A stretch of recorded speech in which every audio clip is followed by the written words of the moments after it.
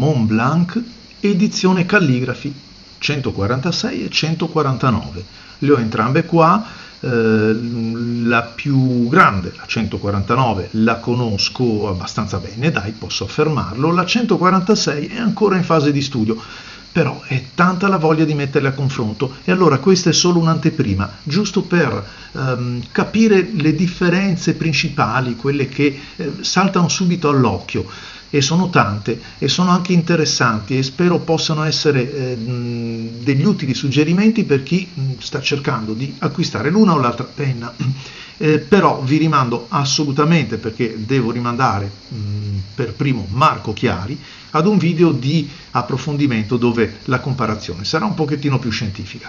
Beh, facile dire che la 146 è più piccola, certo, più maneggevole, anche se vogliamo, ma non direi nemmeno più leggera, perché la 149 è di una qualità, di un bilanciamento, oserei dire unico, però emerge senz'altro una sezione nell'impugnatura troppo esagerata per le mani piccole o medio piccole, come potrebbero essere quelle mie, e allora la 146 in questo senso batte alla grande la 149. È più piccola la penna, è più piccolo il pennino, nel senso che è adeguato al fusto, alla lunghezza della penna, e quindi aiuta molto nell'angolazione. È una penna molto più veloce, una penna che si prende in mano con più facilità, anche se ve l'ho già anticipato, non è vero, però si riescono a fare subito delle acrobazie che con la 149 non vengono immediate. La flessibilità è l'elemento che le contraddistingue e le allontana, diciamo, maggiormente. Due modi, due flessibilità diverse.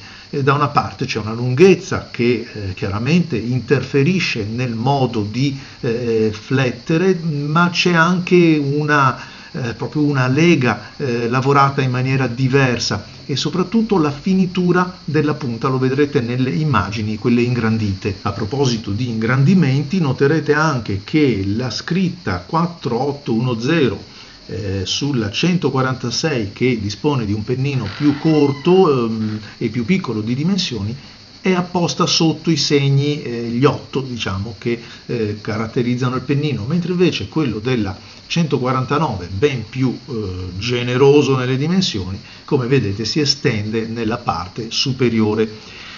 Fatte insomma queste brevi descrizioni visive, la differenza sta proprio soprattutto nella finitura. Il pennino della 149 è sottilissimo, finché non viene esercitata pressione è un extra fine di razza, assolutamente di pregiata qualità, mentre il tratto della 146 sembra partire da un fine oppure da un extra fine un pochettino più europeo, per intenderci, molto gradevole, molto ben realizzato, ma un pochettino più largo nel tratto iniziale. E poi il modo di flettere delle due penne, vuoi anche mediato dall'impugnatura, che nel mio caso appare molto più adeguata alle dimensioni della mia mano nella 146, ma anche il peso stesso, perché il bilanciamento della penna è un pochettino diverso. Insomma, due reazioni, due reattività un pochettino differenti, anzi a volte molto differenti.